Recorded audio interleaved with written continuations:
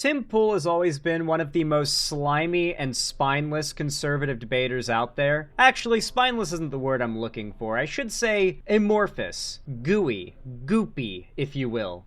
Because his positions are constantly morphing, depending on what he needs to say, what he needs to believe publicly to win an argument or look best to the audience that he's speaking to at any given time. And when he has debates on his show, you'll notice that his debate opponents rarely ever have a device with which they could live fact check, and usually the breakneck bullshit is so breakneck you can't keep up with it. You can't live fact check it if you can't keep up with it. And so a lot of these people end up letting a lot of lies slide that if they just recognized them as lies and called them out on the spot, Tim would fall apart. And yet it just keeps on happening. He's a goblin that just keeps on sucking the life force out of debate and politics online. He keeps on making just so much money and farming clout off of it. And it's quite shameless, if I do say so myself. Now, with that in mind, he's recently uploaded a video where he gloats about Trump going after food stamps, or more so not allowing food stamps to continue to be funded, and how many Americans are going to starve because of it. Naturally, this news has led to many people who rely on food stamps to feed themselves to be quite upset, a little emotional, maybe a little hyperbolic. This has led to some viral internet posts that the right has made into a statement about how these Americans never deserved food stamps in the first place if they would react this way to losing them. It's really shameless, disgusting behavior. But with that said, let's get right into it. Unhinged food stamp women threaten to rob people over SNAP, featuring Dave Smith. Oh, wow. Dave Smith. Isn't he the, I think he's like part of some big podcast, Dave Smith. I might be wrong. Anyway, if you end up liking this video, please support the channel by dropping a like and a comment down below. It really does help a lot. Hype the video as well, and subscribe if you want to see more from me. And of course, a big thank you to Dollar Straws for the $5 super sticker. You're very kind. I appreciate it big time. Of course, you can always super chat or become a member on my video or channel as well if you're watching this in the future. But that's extra supportive. You don't got to go that far if you can't afford it, though. I understand if you don't, but I'd appreciate it. Let's get right into it, though. Tim Pool gloating about Americans starving. Let's rip into him, shall we? That we've, guys like me and you, I think have been fighting back against for some years now, where the level of entitlement that some of these people have, like, there isn't a feeling of like the little bit of shame that we would just appreciate if someone's living on welfare, like just a little bit, understand that like other people are going to work and are paying for your food. So, no one should be ashamed of having to live on welfare. In fact, half of Americans in the country will live in a household that uses SNAP, or SNAP specifically, at some point in their lives. It is so normal. It's as normal as seeing a man. If being a man isn't normal, then I don't know what is, okay? 50% of Americans will at some point live in a household that uses SNAP. It is not shameful, okay? In fact, the number one, this is where the right and the left disagree on a large part, is the idea that needing charity and accepting it is shameful. They literally think people should be ashamed of accepting charity. You should not be. The idea of shaming those that accept charity is toxic and evil. Like, if you disagree with that idea, then you're probably just going to realize what I said is right when you get older. So when you do get older, remember my channel is here, and come subscribe when you realize I was right and based about everything. If you're some, I don't know, conservative watching this right now. But let's resume. You shouldn't feel great about that. Fuming SNAP recipients threaten to loot if food stamps are cut November 1st. Stay the F out of my way. Here's a video that I showed in a previous segment, but we'll play again before we talk with Dave. If I came in your house with all my bags, picking out all your food, deep freezer, snacks, your grandmama's milk, and everything, what you gonna do? I'm curious. What you gonna do? You will be shot. Now, in liberal areas, they'll probably do nothing, but I would recommend against doing this. But I don't even... She was literally asking them, if people took the food out of your home and you could not eat, what would you do? Like, how would you react to that? And that is what's happening to people who rely on food stamps. Is that the viral clip they've been claiming? Are people on food stamps threatening to rob people? They really are shameless now. They've gotten so shameless. Cutting food stamps is evil? I wouldn't be surprised if after all of this government shutdown debacle, they moved to try and get rid of the food stamp program. I wouldn't be surprised if they try to go after it. And then we have this video. I want to jump to the, let's just play this tape. It's been day 5, and I have not received no food stamps. My disability checks is on hold. My cash benefits is not coming no more. They're still pending. It is the taxpayer's job to pay for my kids to eat and for my kids to be taken care of. I have over 2,000 followers on TikTok, and I can't get not one person to send me 50 cents. If you're watching a video and you can't send me nothing, I'll block. To be fair, that is not the reaction you want to have online. That is, financial struggles are real. I get that. Trust me, especially in these times. And when you've got a lot of followers and you're going through especially tough times, it's stressful, but you don't want to react that way. Is that AI? I don't think so. It looks pretty real to me. Here, let me rewind it a bit. 2,000 followers on TikTok, and I can't get not one person to send me 50 cents. If you're watching a video and you can't send me nothing, I'm blocking you. Okay, that is real. I don't think that's AI. You know, part of me just says that's got to be a fake video. There's no way that lady... Maybe scripted, but not AI. I'm good at detecting AI. I don't think that was AI. Granted, we're seeing a really small version of it, and I've got the video sped up a little bit, but I didn't hear any of those, like, those weird stutters that AI always does. ...is real. You follow me, send me money, or you're being blocked. Maybe no one sent her the memo that her followers are fake. But this is an interesting conversation, the Snapocalypse. It's been going on for some time. And I've heard from conservatives, I've seen the liberals. I'm curious. There are probably some being generated by AI, though. Yeah, I mean, that one didn't seem to be, but there probably are some being made with AI. There always are some fake examples of something the writer claiming is happening being made with AI. That's what they do, naturally. What the libertarians are going to think. Because, well, you know, libertarians fall somewhere in between on a lot of these issues. So I'll be pulling in. Let's grab this, see if we can get it going. Dave Smith, what is up? What's up, brother? How are you, man? I'm good. My friend, it's the Snapocalypse, they're calling it. Welfare benefits are set to expire November 1st. Trump says he's going to get it done, but I don't know if he means it. And this is a big story in that 42 million people will be cut off. This guy got rich on rubles, right? Yes, Timpool hates America and Americans. He took, what was it, like $300,000 from Russia to push pro-Trump talking points, literally outed by the DOJ. Yeah. Yeah, we got all of the documents, we got all the investigation, the texts, the messages, the bribe set up, like the stipulations of what they had to push to get the payout from Russia, who paid them, the connections from who paid them to the Kremlin. Yeah. Like, he took somewhere in the ballpark of $300,000 to $400,000 from Russia. From their welfare benefits. It's going to have a ripple effect bro, it just gets crazy, right? So you've got pockets in cities where the stores rely on EBT or SNAP for a large percent of their margins. It may be 5, it may be 10% or more. They can't survive without this. It's going to... I love how he immediately starts talking about the grocery stores, the businesses that rely... Because they're in like really low income areas where a lot of the people living in the area don't have physical cash enough to spend on food, so they rely on the SNAP program.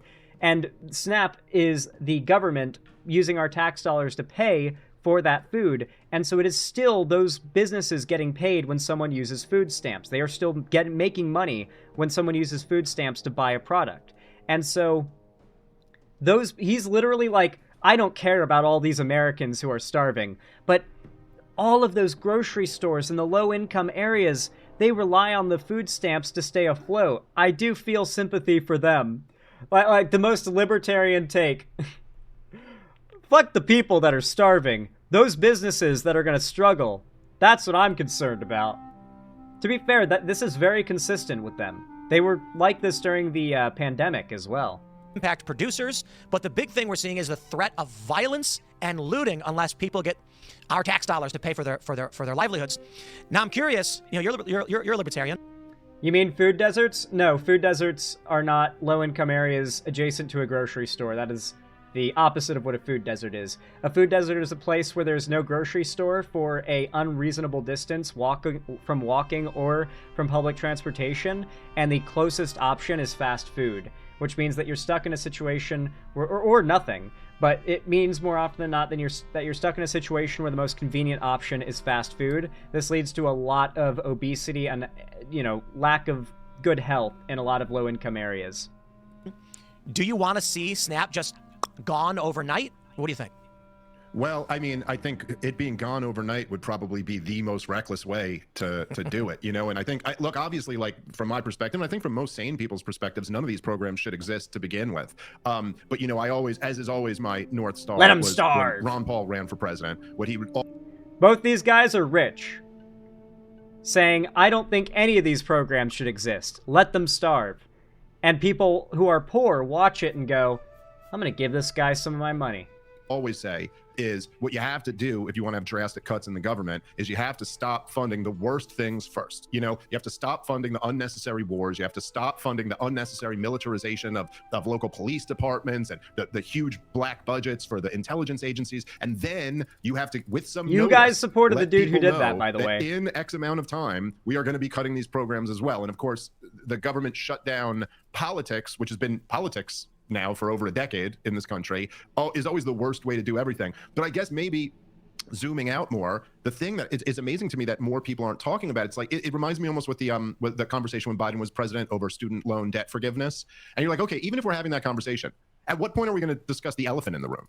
You know, like, at what point are we going to go like, okay, but wait a minute, you got to go a couple $100 grand into debt for college and then you're working at DoorDash after that. That's a pretty big issue. Right. And Like, they use the fact that there is a lot of economic turmoil that Americans are facing right now to appeal to the disenfranchised, but then they immediately counter any left-wing argument appealing to it, arguing that we should have social programs that exist where our government guarantees at the very least you will not starve to death or rot or freeze to death on the street, and they have problems with it. And yet they're actively pointing out how much more difficult it is now than ever to establish yourself and achieve generational wealth as an American. Like, okay, I'm going to tell you two stats. They sound really contradictory, but when you think about it long enough, it starts to make sense, and it's honestly sadder than what you think is the case. Gen Z is projected by the overwhelming majority of economic institutions. Gen Z is projected to be the wealthiest generation in American history. Once we lock in and we get to that like 30s, 40s range, where we've like established our careers and we've started to figure things out, Gen Z is estimated to end up being by far the wealthiest generation in American history.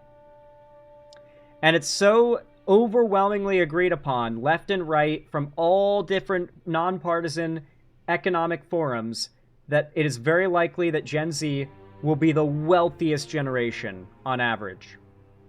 At the same time, Gen Z will be the last generation, or will be the first generation to see a significant majority unable to buy a house, a significant majority unable to find open job opportunities, a significant majority unable to get a college education. In a lot of ways, Gen Z will be the most well-off generation, and in countless ways, Gen Z will be the most fucked over generation. It's more that there will be winners and losers. The losers will be the biggest losers they've ever been. Generational losers. The Gen Zers who lose in this system will get it worse than any generational loser has ever gotten it in the past. The winners will be better off than any winners of previous generations. Wealthy, well-off Gen Z will be living it higher than any previous wealthy, well-off generation, and the worst off of Gen Z will have it worse than any other generation. The worst off of them. And that dichotomy makes sense when you think about it long enough. The fact that we're seeing skyrocketing inflation while also seeing practically no wage increases, and yet generational wealth is compounding. It's like all these factors accumulate to be like, okay, yeah, those that win are going to be so well off, it's going to make Gen Z as a generation look like they're doing well in terms of wealth. But the wealth disparity is going to be astronomical. The fact that 40 million people in this country are dependent on the government for food in a first world prosperous country in 2025 with all of the wealth that we have, I mean, that is something that's a sign of a very kind of the dysfunctional point. society. Well, we created that system that's with the welfare. point. We made it possible for What? large... No, we didn't. We did not create that system with welfare. Welfare existed. Homelessness and poverty and hunger existed long before welfare, dog. There is no argument whatsoever made by any independent economic forum that argues, or economic group that argues, that welfare contributes in any way to a drop in productivity among American workers. In fact, it is cited as being a significant increaser of productivity, considering hungry workers don't work all that well. Swaths of our population to not have to work to eat. I got a number you probably know, but we talked about this the other day. Did you know that about 37% of our economy is the government? Yeah. Now that is a problem. 37% of our economy is the government. What does that even mean? Let's see if that's true. 37% of U.S. economy is the government. That's roughly a third, which would make sense, I guess, if it was true, depending on if there's a... The statement that 37% of the U.S. economy is the government is inaccurate. Federal government spending was about 23% of the U.S. GDP in fiscal year 2025, and the overall portion of the economy run by government is difficult to measure precisely, but is much lower than 37%. For example, federal government spending was 31.2% of the GDP in 2020 due to emergency measures, but this was an unusually high figure. Federal government spending in FY 2025, the federal government spent $7.01 trillion, which was 23% of the U.S. GDP, according to the U.S. Department of the Treasury. So, wherever Timpool got that information, maybe out of his ass, it's not true. Can't remember. Go ahead. Well, no, I mean, if you look through the 10 planks in the Communist Manifesto, we got just about all of them. I mean, or some version of all of them. You know, communism is when welfare state. No. Come on, guys. Come on. Can we at least agree on definitions? Like, you can read the dictionary definition of communism. Stateless, classless, moneyless society, okay?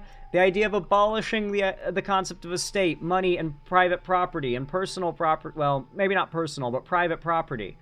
Like, these are... You can even be opposed to all these ideas and honestly describe communism. But... Come on, man. Like, I'm not even like a Ushanka wearing commie type, but I'm not gonna sit here and pretend like communism is something it's not. Like, when you look through it, it's like, okay, we didn't abolish all private property, but like, what is property tax really? I mean, that kind of in a way is like the government owns it and you're really just renting it, and you never really own it. And if you're ever delinquent on those payments, there is no government under communism. Because there is no state, there is no class, and there is no money. There is also no private property. So literally all of everything you described there requires those things that do not exist in communism to be present, thus precluding communism from being what is happening here. America's so far from communist, this is a retarded thing to say. Such a self-report that this guy is like subhuman IQ, like midwit dumbass, should not have a platform. Take it away from you. In other words, the government's kind of the landlord of all of our property. And yeah, as you said, I remember watching this with EBT. The private sector is literally the landlord of all of our property. The banks are literally the landlord of all of our property, considering there are so many Americans whom they can foreclose on. The private sector is literally the landlord of all of our homes because private companies own the vast majority of rental homes and rental apartments and rent them out to Americans. You're not dealing with a landlord, you're dealing with a company. The idea that it's the government when it is literally banks and the private sector. Unbelievable. Listen, the libertarians got to protect their own. They got to protect the capital. Like on the ground. Like I was living in Prospect Heights, Brooklyn. I'd say this is like around like 2007, 2008. And I remember just like at the local store, and it wasn't like the hood, but it was like next to the hood where I lived. But like at the local convenience store, I remember all of a sudden everyone's using EBT cards. Like it's just always like that's what people are just putting snacks on. And yeah. Yes, literally half of America will use EBT at some point. It's pretty damn common, bro. We've created a whole system now, a whole class of people completely dependent on the government, and that is not good. Well, I think the communists want it. They want. Sorry, not EBT, SNAP. Half of America will use SNAP in their lives. Literally 50%. I think it's more than actually. Expand it. They want the economy to get worse in the private sector, so it forces people into the control of the government and their party and their ideology. But we had this debate on IRL a couple nights ago.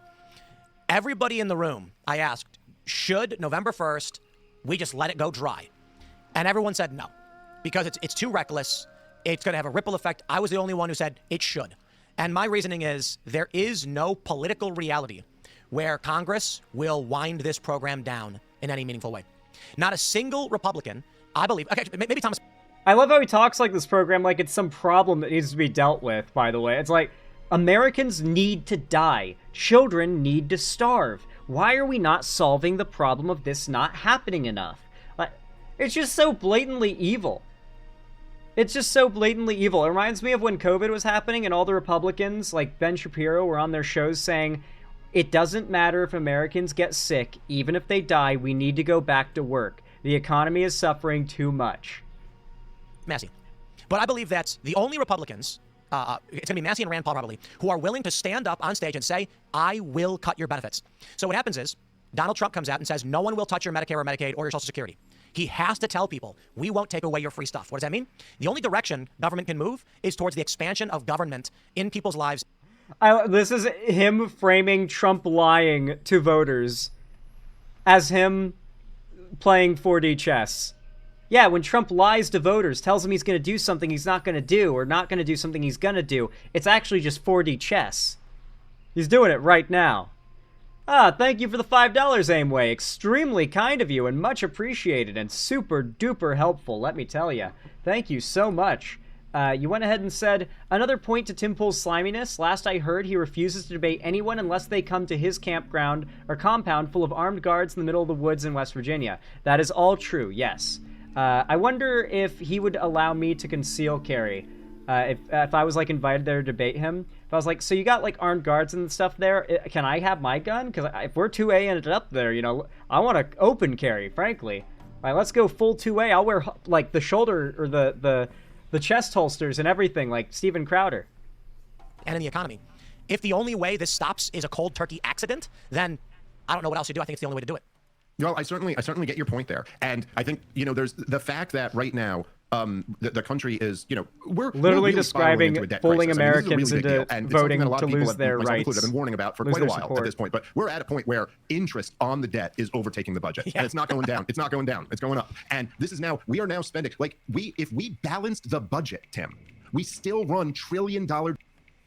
If we only just balanced the budget, that is the most vague umbrella statement of all time. Balance the U.S. budget. This is literally the thing that George Carlin would repeat, like repeat, balance the goddamn budget. What balance the budget means is different depending on who is talking. If you're conservative, you think money should be allocated away from social spending towards war and police and shit like that. Away from infrastructure and things that help people. If you're a Democrat, balancing the budget means spending less money on war and more money on helping Americans. Balance the budget is the most vague phrasing you could ever use. It just sounds informed. It sounds smart. It sounds political.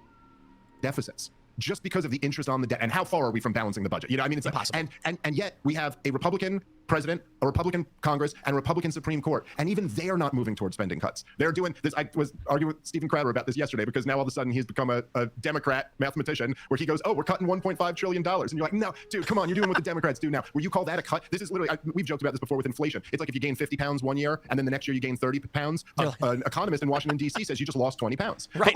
No regular person by thinks about it that 40%. bad. No, you're getting fatter. It's a real problem. And so No. The US economy is growing in productivity quite consistently. Well, Trump's changed that a bit, but normally the US economy's productivity is so on like such a constant upward growth trend that the Federal Reserve is constantly accounts for the idea of things like inflation and debt increases. The US government runs on a deficit intentionally. It is beneficial in some ways, particularly when it comes to the negotiating table. Many economists have brought up the fact that our disproportional trade relationship with China means that China does not want anything bad happening to the US because we're their number one trade partner, and we need to be successful for us to continue feeding money into China by having our manufacturing be there. They have a vested interest in the US's future. That has changed since Trump has started doing what he's doing, taking American business out of other countries. This is not good for America. For a long time, we were the top of the economy. If the US went belly up, the whole rest of the world goes belly up. That is no longer going to be the case if Trump succeeds in his economic policy goals. I guess just like the fact that I get your point, like maybe this is what it takes. But it is, one way or the other, we're kind of going off this cliff. And the fact that the Republicans got in power and don't even seem to have any interest in any cuts is a real problem. Well, maybe they do. So I can only speculate. Trump said on Air Force One, we're going to figure this out for November. But part of me thinks the Republicans are intentionally doing this because they want Snap to implode. Because I'm not an economist, but I can try and simplify the issue of debt and interest on the debt. To put it simply, we have taken on so much debt. And this literally just means, I love how this works. The U.S. government doesn't need a credit card. It literally just asserts it can pay you back later. So we raise the debt ceiling. The example would be like the government says, we need someone to build this street for us outside of Congress or whatever. So they go to a contractor and say, hey, we're the U.S. government. We're good for it. You know it. And they tack on that debt from that company onto their debt. The debt is largely owed to the American people. So the interest on the debt is when we take on debt, we got to pay it back. So now, even if we taxed everybody, the biggest line item in the budget every year is we're paying interest on debt. The debt that we have not paid to the American people through their tax dollars, this is ridiculous, by the way. Like people get their tax returns. No one is being robbed by paying their taxes. This is ridiculous. You guys realize that occasionally the IRS audits people. And they find out, not only, they'll find out if you overpaid on your taxes. The IRS will audit people, find out they didn't underpay, but instead overpaid on their taxes, and then refund them down to the penny the exact amount they overpaid. And if that amount would be different because of inflation, based on how long ago they overpaid, they will give them more in order to, make whole the person who overpaid the IRS. The IRS is so honest and such a massive profit for the U.S. government, something that Trump wants to attack because he's a tax evader. The IRS will literally pay back people who have overpaid them once they've done an audit. This is the U.S. government is not scamming the American people, okay? Taxation is not theft, all right? If you exist in America, just by being born in America, you've already benefited so much from the U.S. tax dollars that you already owe your share to the system. By being raised in America and becoming an adult and getting to the age to start working, you've benefited so much from other people's tax dollars, it's your turn to pay in. It's your turn to pay in. You went to a school, public schools paid for by U.S. tax dollars. Your delivery and being raised and many of your diapers and formula or whatever when you were being raised were probably paid for in part by U.S. tax dollars. By the time you're an adult, you owe the American people your share. Taxation is not theft. However, I do believe we should balance the budget. Specifically, I think we should reallocate a lot of our military spending, which is quite unanimously agreed upon to be an overspenditure. And mind you, we could spend less on the U.S. military, and it could still be better. We are not very efficient with our spending as a country. That's the number one issue. Our budget could be balanced better, but truly our budget could be made more efficient. In fact, we spend more than any other country on healthcare, and we have the worst healthcare in the world. Well, for a developed nation. That is the kind of problems we need to tackle as a country. The inefficiency of our spending, not how much we're actually spending. Basically, this massive credit card we've been paying the minimum on, and it's getting worse and worse and worse. So one of the things I've been thinking is maybe Trump and the Republicans know this. If we reach default, the global economy it's a ripple effect through the whole thing, and it's extremely disruptive. So what do? well, maybe one way to shock the system. The U.S. government will not default on its debt. That is not a thing that is going to happen. The idea of this only flies with people whose understanding of debt is limited to personal debt. Defaulting on debt is something that people do, that companies have to do. The United States is never going to have to default on its national debt. That is not a thing. And start retracting money is this protracted shutdown. And then, well, it's no individual's fault SNAP is gone. It's not just SNAP, it's a bunch of other programs. But imagine what would happen if any run-of-the-mill Democrat or Republican came out and said to their constituents, guys, vote for me and I will take away SNAP.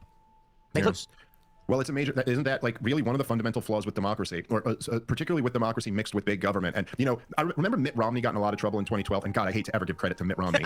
But remember he got in trouble for that thing where he was saying 47% of people don't pay income tax? Yep. But the thing is, right, Tim, like all of us taxpayers do know this on some level. This is a real problem. It's a real problem when you have basically the way our system kind of works is that the entire economy is rigged on behalf of the uber powerful, the super rich, okay? And then the entire like lower rung of the economy is on welfare. And then there are the people in the middle who are like the productive people who just get caught carrying the burden for all of it, you know? No. The fact is, the vast majority of people who pay into social systems such as Obamacare or the ACA end up benefiting from it in the long run. Take, for example, my grandma. She's actually a really good example. She spent the vast majority of her life as a concrete inspector. You know, she had quite a few positions, and they were high-paying positions. She was a pretty productive person for the economy. She spent a lot of money. She had kids. She raised a family. She bought a house. She paid off her mortgage. She had several fulfilling careers where she made a decent amount of money. Then the economy started to crash the fuck out in the early 2000s. She decided it would be better to start being her own boss, and she started doing flea marketing as a career. Basically flipping stuff like people do online now, but with jewelry. She did it with like real antiques and jewelry, like stuff that had value. She would like hunt it down, try to buy it at a low price, and sell it for what it's actually worth. And she did not live well in that last couple decades of her life. She was not living it up, not at all. Her quota for the day to be able to go home and consider like herself able to stop working for the day at the flea market was to make $100. If she could make $100, she could go home and she'll have met her quota. And oftentimes she didn't hit it. Sometimes she went over it, but a lot of days she didn't. And it was a tough life for her. She benefited from SNAP.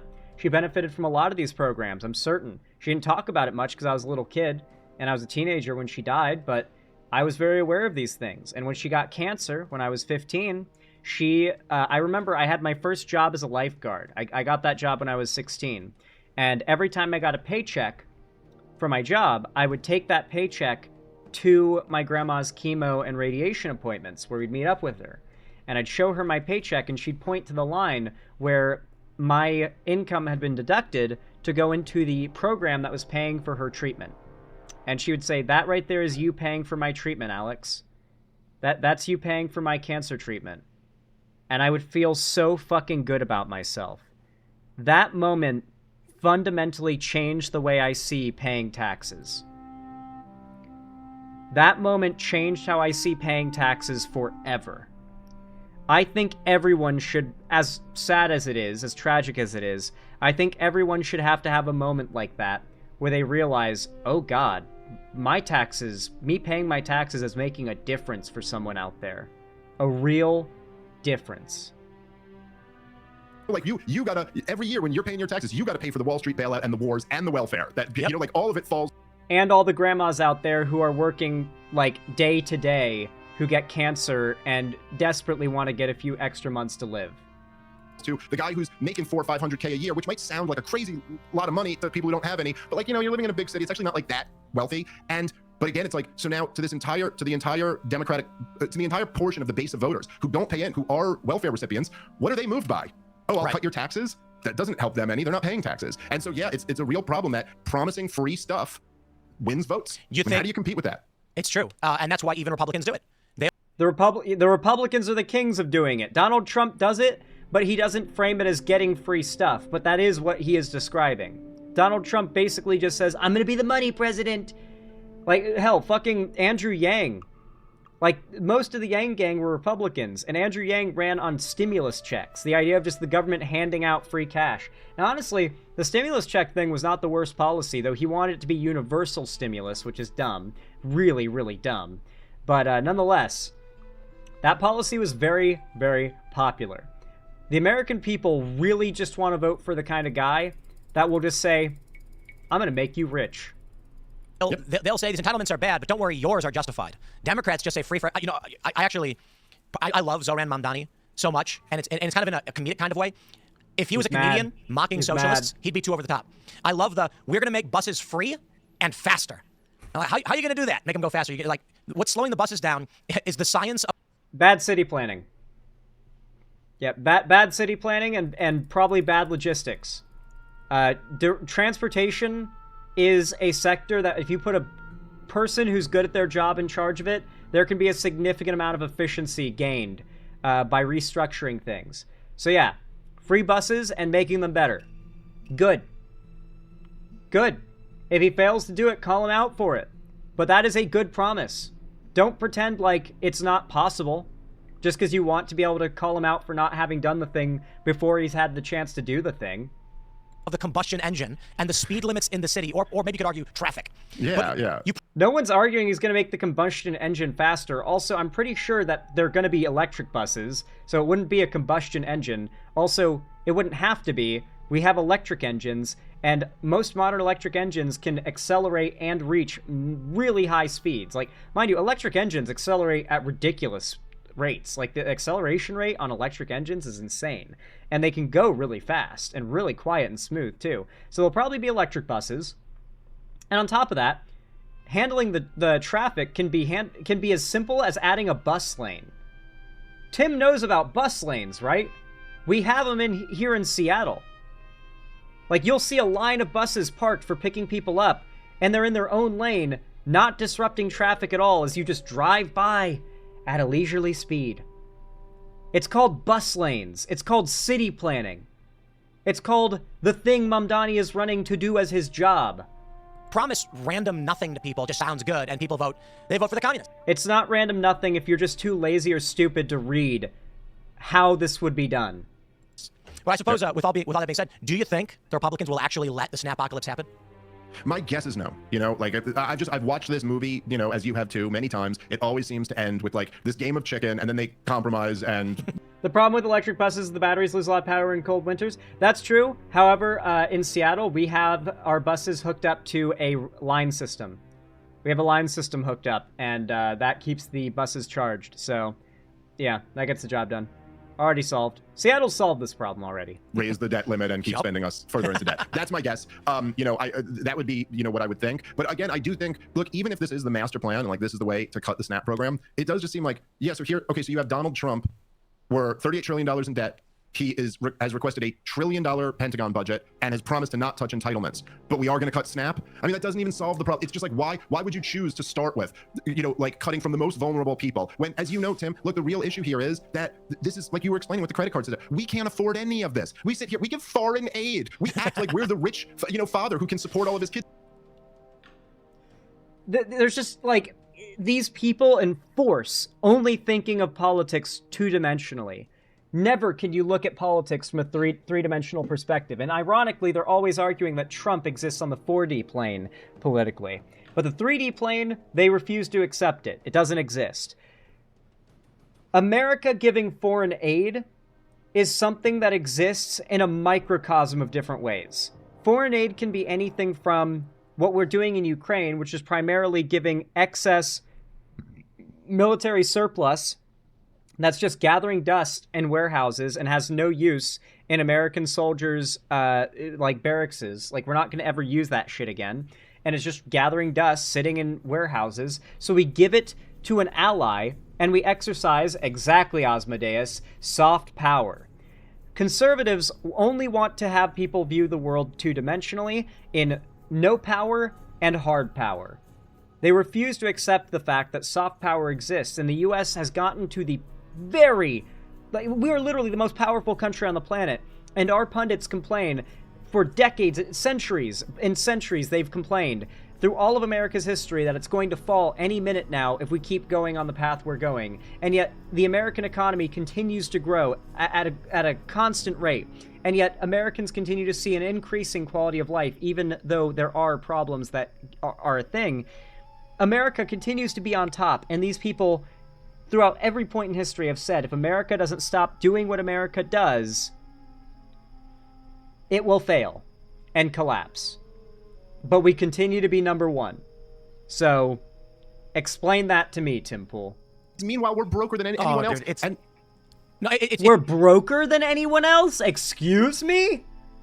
How dumb is this guy? Who is this dude? Dave Smith? Dave Smith might actually be the dumbest one on this show. Holy fucking crap. How could you... America is the richest country. Literally the exact opposite is true, bro. America is the richest country in the world. We have states that are richer than first world countries. California is richer than France. Okay? There are actually a lot of American states that are richer than France, believe it or not. It sounds to me like such a perfect example of this like liberal virtue signaling household where it's like the mom brags about how she donates to all these charities despite the fact they have massive credit card debt, can't afford new clothes, and then just keep taking on new credit cards. But everybody gets to pretend like, oh, they do so well. Now it's all on credit cards. The funny thing is, I think the debt per citizen right now, it's like $100,000. So something like that, yeah. You have to pay $100,000 in taxes. Every American, including 16-year-olds who just entered the workforce, if we are going to pay off this debt. I think the reality is, we are going to crash. Why? We don't pay off the debt. What do you mean? Some of the debt will be paid off, but paying it off is not necessary. America's not going to default on the debt. America is not going to go into personal bankruptcy. That is not how a country works. Stop talking about politics two-dimensionally, please. I understand why it appeals to the lowest common denominator, though, because yes, he's actively simplifying really complicated topics to the level that the most midwit of simpletons can understand, so no wonder it's so popular, I guess. The economy is very bad. I don't think it's the worst economy we've ever seen, but it is not a good economy. Property values are skyrocketing. Trump got a lampshade because, you know, Trump's president. If he says the economy's too bad, then that implies Trump is not doing enough. Wants them to continue because it inflates, you know, it makes people feel like things are improving. Stock market going up even when spending is going down because they just want all the metrics to look healthy. But the reality is people are struggling to afford groceries. They're struggling to buy homes. And now we see this one metric that's hilarious, the LSATs. Did you see this one, the LSAT entry? I don't think so. So like last year, LSAT's entry applications was like 18,000. Now it's 32. And this has always been, and I'm not the economist, but this is what the analyses have been saying.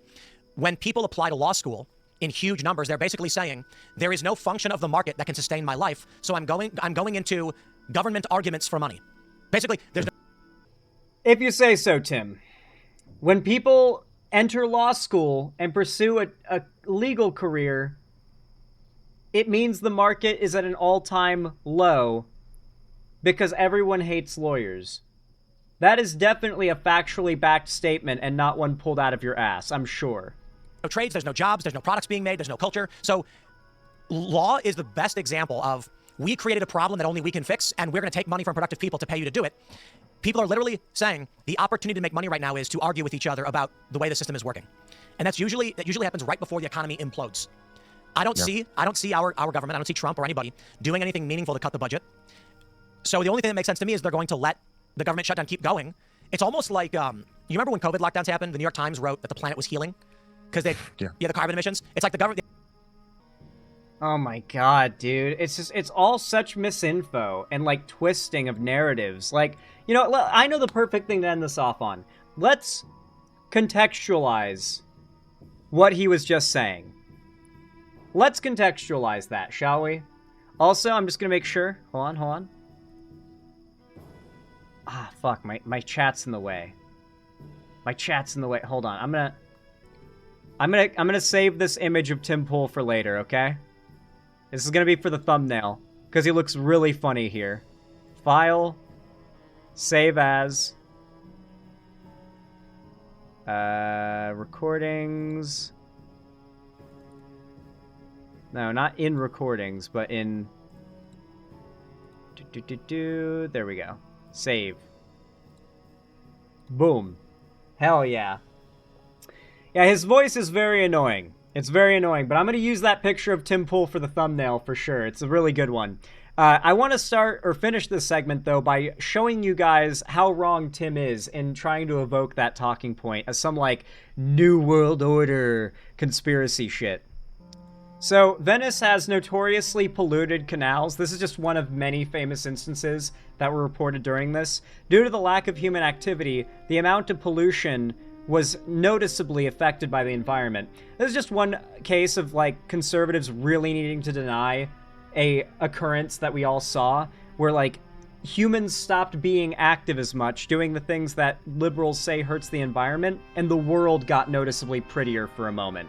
Like, for a little bit, the world got noticeably prettier and nicer because the liberals were right, and this is something they still cannot let go of. But this is what happened to Venice during the lockdowns because the left is right, and less of humans polluting causes this to happen immediately. Now we're about to see some shots of Venice, like, as it was during COVID. Nature is taking back Venice. Is this? Yeah, it's just music. Already you can see the water's looking prettier. The sandy bed is clearly visible. Oh, it's sandy on the bottom. I didn't realize that. Signs of wildlife re-entering spaces have been spotted elsewhere in Italy. I guess Italy locked in on, or really locked down when it came to the lockdowns. Swans are back in Venice canals. Oh, those are... What are those things? Perch? Swans are back in the coast. Oh yeah, these are the dolphins that went viral. The dolphins in Venice. This video freaking sucked, bro.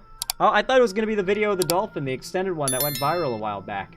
Oh well, it's a 5-year-old instance, so it's hard to find clips of that anyway. But you've seen my point. You've seen my point. Anyway, folks, if y'all enjoyed this video, if you found it entertaining, educational, or enjoyable, leave a like, comment, hype the video, and subscribe. It really does help a lot, and I appreciate it immensely. Help me fight the algorithm demons, and you will be my favorite. Thank you for watching, though, and I hope to see you again.